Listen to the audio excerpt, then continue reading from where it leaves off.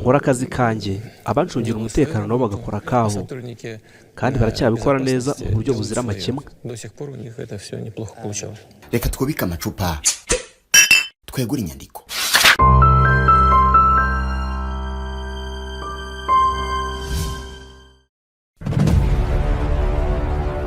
Uyu ni Perezida w'Uburusiya Vladimir Putin.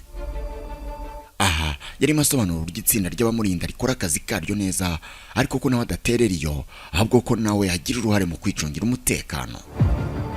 Iri ni isomo avuga ko yigiye kuri Fidel Castro wayoboye Cuba, umuperezida wahizwe na Amerika kurusha abandi bose bo mu isi, ariko kandi akagira agahigo yisangije ku giti cye kuko umutegetsi warokotse ibitero byinshi byo kumuhitana kurusha abandi bose babayeho, kuko nk'ubwo yarusimbutse rwamubonye inshuro zirenga 600 zose. CIA y'abanyamerika batigeze bajya imbizi ubuzima bwe bwose, niyo yashakaga kumuhitana ariko birangira kumwica binaniye burundu iramanika. Ibanga ryamufashije kurokoka inshuro zingana gutyo yarimeneye Perezida Putin. Putin yavuze ko Castro yamubwiye ko niba ashaka kurama akamara imyaka myinshi ari muzima, agomba kuba ari we wa mbere wicungira umutekano mbere yuko awuharira abamurinda. Putin iryo somo yaryumvise neza ndetse ararikurikiza kugeza amagingo aya, ndetse nawe byamufashije kurokoka ibitero birenga 43 byo kumuhitana bimaze kugeragezwa mu myaka 26 yose amaze ku butegetsi.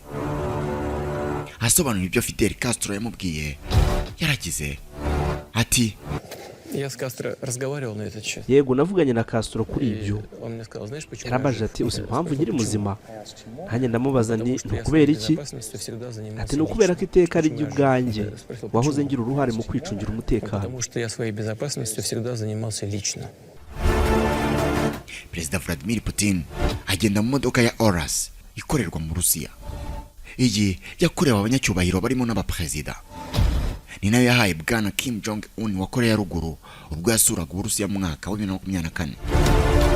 Muri imodoka y'agatangaza byose byaratekerejwe ku buryo umutekano wa perezida uba wizewe 100%.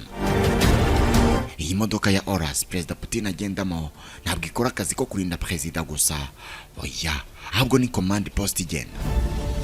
Nahitaniye n'ibiro bye kuko nayo yuzuyemo ibikoresho by'itumanaho rigezweho. Bibaye ngombwa ishobora gufungwa ahantu hose ku buryo nta mwuka na mucyo uturutse hanze wakwinjiramo. Ibi bashobora kubikoresha nko mu bihe hari umwuka cyangwa se gaze y'uburozi yaterwa hafi iyo modoka.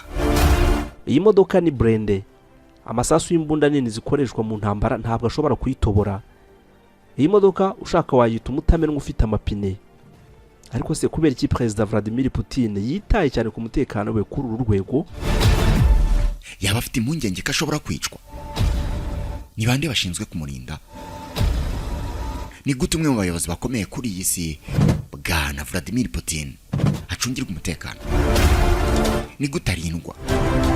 Ikaze muri iki cyegeranyo kirambuye aho tugiye kukubwira uburyo Perezida Putin acungirwa umutekano mu buryo bwihariye haba imbere mu gihugu no hanze yacyo. Turagusobanurira impamvu kuva mu mwaka wa 2000 ajya ku butegetsi kugeza uyu munsi tutarumva inkuru ivuga ngo Perezida w'Uburusiya Vladimir Putin yarashwe cyangwa se yishwe. Nitwa Oscar Dushime. Naho nge nitwa Uwiringiyimana Patience, tubahaye ikaze. Ikaze nanone mu kiganiro cyacu kandi cyanyu. Reka mperanga. Umubare munini w'abatavuga rumwe n'ubutegetsi bw'Uburusiya bahungiye muri Lithuania mu murwa mukuru Vilnius. Abanyamakuru b'abanyamahanga bashaka kumenya byinshi ku mibereho ya Perezida Putin haniho bajya gushakira amakuru, kuko bamwe mu batavuga rumwe n'ubutegetsi bw'Uburusiya bahahungiye nabahoze mu butegetsi bwa Perezida Putin cyangwa se n'abandi bahoze hafi ye. Aba barimo Vladimir Mirov wabaye minisitiri w'ingufu muri guverinoma ya mbere ya Vladimir Putin mu mwaka wa 2002. Uyu avuga ko Putin afite abamucungira umutekano bameze nk'abarinda umuchef de gang, babita Federal Protective Service FSO. Uyu mutwe w'abamurinda ugizwe n'abantu 50,000. Ubwacyo iki ni igisirikare kwacyo. Akazi kabo konyine ni ukurinda Vladimir Putin. Ni abantu bahembwa neza, bagahabwa imyitozo ikakaye ya gisirikare kandi bagahabwa ibikoresho bigezweho. Akazi bafite konyine ni ukurinda uyu mutegetsi icyaba icyo cyose kabone n'ubwo bari mu ntambara ikoreshwamo ibisasu bya kirimbuzi. Aba basirikare bagize uyu mutwe wa FSO bafite inshingano zo guha Perezida Putin ibyo akeneye byose ngo ubuzima bwe bube bwiza, yaba ari imbere mu gihugu cyangwa ari mu mahanga. nibo bashinzwe gukora ku buryo Putin arya neza, nibo bashinzwe gukora ku buryo Putin asinzira neza kandi akaba mu mutekano. Bamwe muri bo bashinzwe itumanaho ry'ibanga kuri Perezida, ni aba-enjeniyeri bazi cyane iby'itumanaho, bakora mu buryo niba hamagaye kuri telefone cyangwa se niba yitabye telefone, ubwo ayo makuru nta handi hantu anyura cyangwa se ngo agere.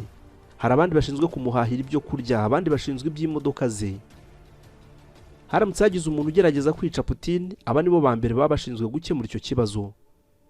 Umwe mu banyamakuru ukora inkuru zicukumbuye yaganiriye n'umugabo witwa Gleb Karakulov, uyahoze ari umwe muri aba ba agent cyangwa se abasirikare ba FSO, ariko watorotse iki gisirikare akanahunga igihugu.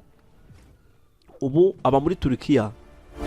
Akiri muri icyo gisirikare, Karakulov yagiye muri misiyo 180 hanze y'igihugu. Aha hose yabaga ari mu itsinda ririnze Perezida Putin. We yabaga ashinzwe umutekano w'itumanaho rye. Niwe wakurikiranaga niba internet Putin arimo gukoresha icungiwe umutekano ku buryo nta bayinjiramo, akamenya niba ibyo avugira kuri telefone nta handi binyura. Mu kwezi kwa kabiri mu 2022 ubwo Burusiya bwateraga Ukraine, nibwo Karakulov yafashe icyemezo cyo gutoroka igisirikare akanahunga igihugu, kuko ntabwo yigeze yishimira itangizwa ry'iyi ntambara. Ni umwe mu Barusiya bavuga ko Putin ari umutegetsi urimo gukora ibyaha by'intambara muri Ukraine.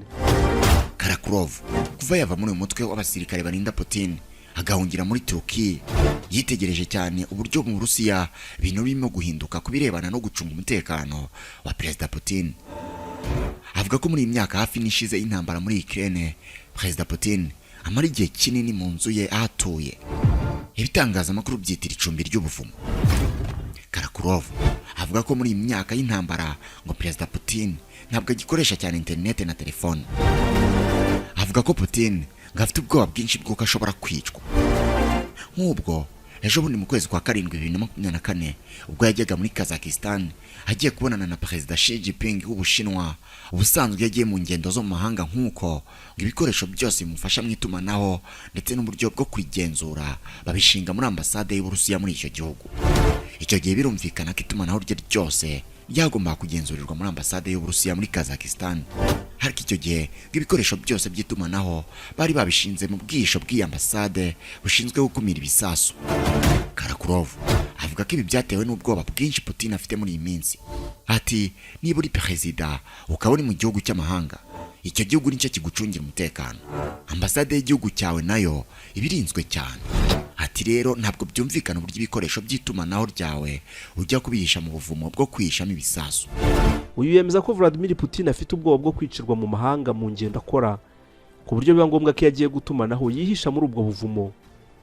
Vladimir Putin nk'umuntu wigiye ubutasi mu kigo cy'ubutasi cya KGB cyari gikomeye ku isi mu gihe cya Leta Zunze Ubumwe z'Abasoviete, azi neza ko ubwirinzi buruta ubundi bwose ari ugukora ku buryo nta muntu ukumenya cyangwa se ngo amenye gahunda zawe.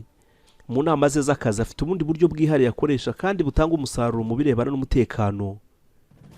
Ahantu hose atura, ni ukuvuga mu nzu ze zose ziri hirya no hino mu gihugu, ahafite ibiro bimeze kimwe 100%. Ku buryo uramutse wisanze muri imwe muri izo biro udashobora kumenya ngo niyo mu yihe nzu. Ni ibyumba bingana mu bunini bisize amarangi asa, bifite imitako imwe, aho intebe ziteye ni hamwe, ahari etajeri z'ibitabo ni hamwe, ku buryo nko mu nama akora akoresheje ikoranabuhanga bo barimo kuvugana bashobora kugira ngo akorera mu biro bimwe, kandi inshuro nyinshi aba yahinduye. Karakulov ni wa murinzi waturutse igisirikare yabwiye abanyamakuru ko rimwe na rimwe Perezida Putin yabaga ari Sochi ku nkengero z'inyanja y'umukara, ariko kuri televiziyo bakerekana ko ari Novogorod hafi ya Moscow. Intego y'ibi byose ni ukugira ngo mu gihe ari mu nama z'akazi ziba zigomba gufatirwa amashusho ntihagire umuntu n'umwe umenya iyo nama yabereye. Vladimir Putin akora ku buryo nta muntu umenya gahunda ze, by'umwihariko ingendo akora. Ibi nibyo byakuruye ibihuha byinshi nk'aho bavuga ko ngo yaba afite sosi ni umuntu ubusa n'undi hafi 100% ku buryo byakugora kubatandukanya.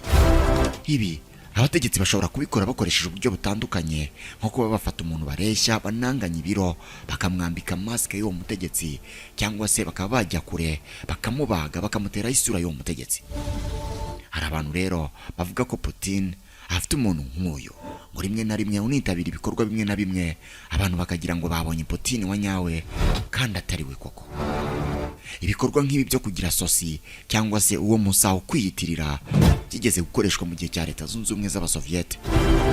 Joseph Stalin wayoboraga abasoviyete nyine yari afite undi mugabo umeze nkawe neza neza 100%. Uyu yamuhagariraga mu birori bimwe na bimwe bitari biwe ngombwa akavuga ijambo. Muri icyo gihe hari ibirori byinshi abantu babonyemo Stalin kandi atigeze akandagira.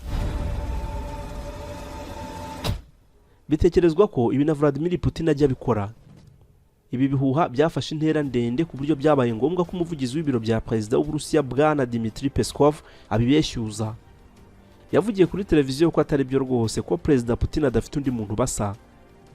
Nubwo bemeza ko Putin atagira undi muntu basa umuhagararira, ariko abashinzwe umutekano ibi barabikora cyane.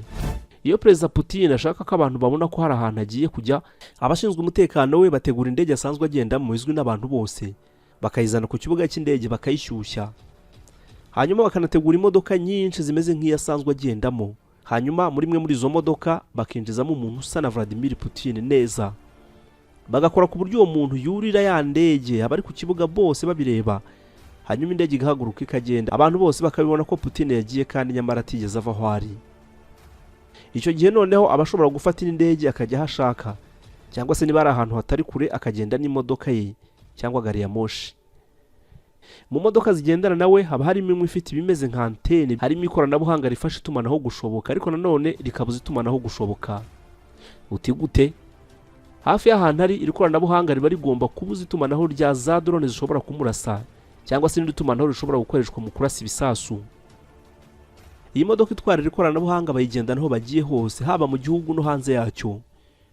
Birumvikana iyo agiye mu mahanga aba agomba gukoresha itumanaho rye, apana ryahagiye. Nta nubwo ari we gusa, ahubwo n'abandi ba Perezida niko babigenza. Muri cortege y'imodoka ze abari muri muzini ya Oras Librende, no kuvuga idatoborwa n'amasasu, iri ibendera ku buryo buri wese yabona ko ari yabarimo, ariko ntabwo abihamya kuko hari ubwo izi muzini ziba ari nk'eshatu zose zisa ku buryo utamenye iyo arimo. Rimwe na rimwe yari imbere mu gihugu hari ashaka kujya, bashobora gufata imodoka nyinshi bigaragara ko zimuherekeje. Niba ari imodoka wenda 15 zikanyura mu nzira imwe, bagafata izindi 15 zikanyura mu yindi, bagafata izindi 15 nanone zikanyura mu yindi, ku buryo utapfa kumenya ngo yanyuze mu yinzira. Uyu munsi bivugwa ko Putin afite ubwoba bwo kwicwa, ari nayo mpamvu byemezwa ko imbere mu Burusiya hatagikunda kugenda n'indege. Kenshi ngo yigendera na gari ya moshi kuko bavuga ko ari itekanye cyane. Biroroshye kubona indege mu kirere ukanakurikirana ibyerekezo byayo n'inzira zose irimo kunyuramo ukoresheje ikoranabuhanga, ariko kuri gari ya moshi biragoye kuyikurikirana gutyo. Kuri internet aka kanya ufite nimero y'indege runaka ushobora gukurikirana urugendo irimo ikora ako kanya rurimo ruba ukoresheje imbuga nka Flight Radar 24, ariko nta rubuga nk'uru rubaho rwagufasha gukurikirana za gari ya moshi. Ubundi buryo akoresha bwo kwiyoberanya nuko gari ya moshi ye isa neza neza n'izindi gari ya moshi z'imbere mu Burusiya zitwara abagenzi rusange, haba mu ibara haba mu bwoko, imeze neza neza nk'izindi gari ya moshi. Iyi gari ya moshi nayo ni blende ku buryo itamenwa n'amasasu, ariko ibyo ntabwo wabirebesha ijisho ngo ubimenye. Ikindi kintu gikomeye barinda Vladimir Putin n'uburozi. Afite abashefu benshi bamutekera ndetse n'abashinzwe gusogongera ibyo agaburirwa. Bose nabo muri rya tsinda ry'abasirikare rimurinda rya FSO. Aba nibo bagenzura buri kintu agaburirwa ndetse n'ibyanywa. Bagenzura uburyohe bwabyo, ibara ryabyo ndetse n'impumuro yabyo. Ibyo Putin arya ntabwo ari byo bahamwe isoko cyangwa mu mangazine. Hari imirima yihariye ihingwamo ibyarya nk'imboga cyangwa se imbuto. Ahari naho bororera inka n'intama ndetse n'inkoko zitanga ibyarya byose. Ni ukuvuga ngo ibyarya babikurikirana kuva bikiri imbuto, bakazitera, zigakura, bakazikurikirana umunsi ku wundi kugera babisaruye bakabimugaburira. Kuva kuri izo mbuto kugera byeze bikurikiranwa na rya tsinda rya FSO. Bitekerezwa yuko Putin aterwa ubwoba butagira ingano no kuba yarogwa. Ibi nako bigenda iyo akoreye ingendo mu mahanga. Ibyarya mu mahanga byose biba byavuye mu Burusiya, ntabwo ajya arya ibintu atihingiye. Nunamubona kuri televiziyo ari kumwe n'abandi bategetsi, ubona afite akarahure nk'abandi bategetsi, kandi ibyo bikaba mu mahanga. Iriya champagne biri muri kiriya kirahure ibasutswe n'abashinzwe umutekano we mu kirahure bizaniye mu ndege n'icupa bizaniye. Nta kintu arya kitari cyo mu Burusiya. No mu nama mpuzamahanga amazi anywa cyangwa se ibindi byose anywa n'ibyo abayizaniye. nta nubwo ajya akora ku icupa ry'amazi ryateguwe n'abateguye inama mpuzamahanga yitabira. Iyo yibeshye agakora ku kirahure cyangwa ku icupa yasanze ku meza ryateguwe n'abateguye inama, abashinzwe kumurinda baba babireba ku buryo yahagurutse gato bahita barifata bakaritwara cyangwa se bakarihanagura ku buryo nta kimenyetso na kimwe cy'uko yarikozeho gisigaraho. Ntabwo ashaka ko ari umuntu utwara DNA ye. Iyi DNA bashobora kuyitwara bakamenya imiterere y'umubiri we, bakamenya indwara ashobora kwandura mu buryo bworoheje, bakaba bazimwoherereza. Bitekerezwa ko Putin w'uyu munsi ntahuriye na Putin wo mu myaka y'2000. Uyu munsi afite ubwoba bw'umutekano we cyane, afite impungenge zo kwicwa. Ariko se kubera iki? Uwo ni wo musozo w'iki cyegeranyo. Wakoze kudukurikira. Nitwa Uwiringiyimana Patience. Naho njye nitwa Oscar. Dushime. Naho utaha Imana ibarinde. Ujye utekereza aho wagana mu gihe ukeneye kwisuzumisha cyangwa gusuzumisha uwawe amarozi y'ubwoko bwose, bwaba ubutegano, ubutamikano, ubutongerano n'imyuka mibi. Ndabizi henshi wagiye byaranze, ariko igihe niki nguhagarika ibyo kwiri gusiragizwa n'ababamamyi bakwizeza ibitangaza bagamije kugucucura utwawe, nkaho utazi muganga gakondo Impamvu uhora kanahoza abugarijwe n'indwara z'akarande. Kwa muganga gakondo Impamvu dutanga umuti wo gufata ibisambo n'abarozi, kugaruza ibyibwe, kwigarurira uwakwanze, uburwayi bwo mu mutwe bufitanye isano no kurogwa n'uruhereko mu myaka. Ubuziranenge bw'imiti yacu bwatumye tugaba amashami mu karere kose ka Afurika y'ibiyaga bigari, duhereye mu bihugu birimo Rwanda, Uburundi, Kenya, Uganda, Tanzania na Kongo zombi. Kubifuza kuvugana na muganga gakondo Impamvu ni muhamagare munandika ubutumwa bugufi kuri 0793 65 55 41 cyangwa mutwandikire mukoresheje urubuga rwa WhatsApp kuri nimero akamenyetso ko guteranya 25 67 70 49 59 79. By'akarusho ku bari mu mahanga ya kure dukorana na Dore, ikigo cy'Abadage kabuhariwe mu kugeza ibicuruzwa kuri ba nyirabyo, ku buryo imiti yacu nayo ikugeraho mu minsi 3 gusa.